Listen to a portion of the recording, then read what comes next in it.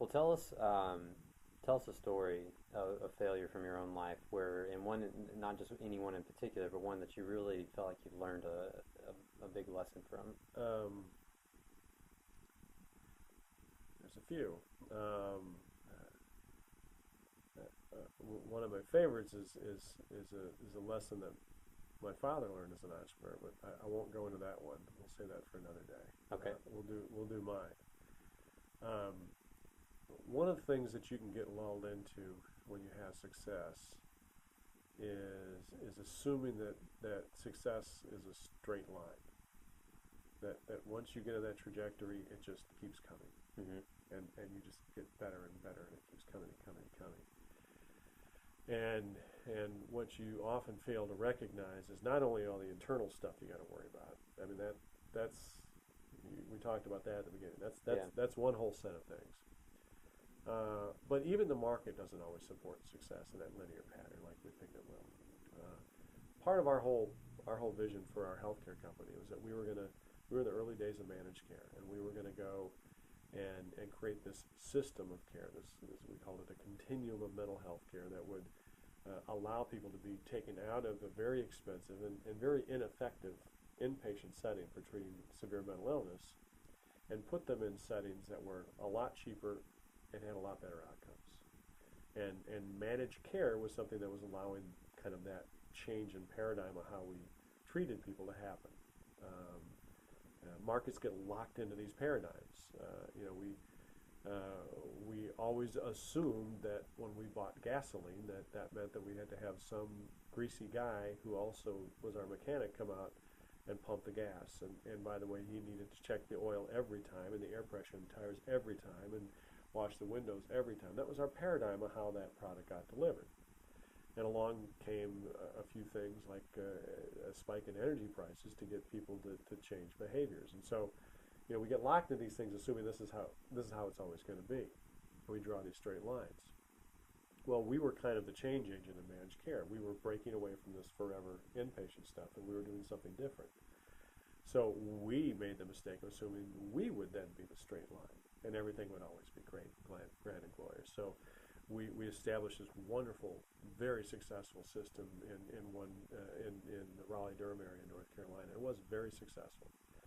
And we thought, well, all we have to do once we get this right once is replicate it, and we'll go to Charlotte next, and we'll do it in Charlotte. We had our I-40 vision, my partners and I talked about, and we're going to roll this thing out from the East Coast to the West Coast. And our very first foray into that, into Charlotte, ended up surprising us in several ways. One thing that we didn't perceive of that we should have was the market that loved us back here was changing, and they had wrung a lot of the costs out of the hospitals, and they still had to wring costs out of healthcare because that's their job as managed care. And so we were now the expensive end of the continuum. So we didn't really perceive that we would go from the hero of getting these kids out of the hospitals and into less cost situations to the villains that we're now the most costly, and now they're trying to find a way to get them even lower costs kinds of situations, or move them out of healthcare and move them into juvenile justice or somewhere else because they didn't want healthcare insurance to have to pay for them. Okay. So we kind of missed that subtle change that was going on. We kind of knew it, but we were in denial because we had done so well. It wasn't going to happen to us. Yeah. So that was one of the things that was going on. The other thing that was going on was that we assumed that every market was the same, which they're not. The other thing we assumed was that our customers always tell the truth, which they don't. And so, again, it's not a tipping point. It was several things going on at once. And so we raised a boatload of money, which was a big mistake because we really didn't need it. And it really had us doing some kind of risky strategies we shouldn't do. But people wanted to invest in us. So, I was in the mindset of those days, as all of us were. If people want to put money in the business to gain more market share, you go for it. Yeah. And so we made the move into Charlotte, and several things started to happen. First of all, we had all the endemic growth problems that we were talking about earlier in the conversation. We weren't ready in terms of some of our systems, and so we were battling those things. Add to that, we get into Charlotte, and Charlotte was a different market, and we hadn't perceived how different it was. And add to that the fact that our customers who said, go to Charlotte and we'll fill up your clinics, we get to Charlotte, and we didn't realize what they were really had in mind was to use us as leverage with the people they were already working with. And so it was, you guys better cave in and start working with us the way we want to work with, or we're going to send this new guy in town. Well, they caved, they adjusted. We assumed that they were ineffective. The competition, they don't get it. We always say that competition doesn't get it. We assumed the competition wouldn't change. We assumed our customers would tell the truth. We assumed the market was the same.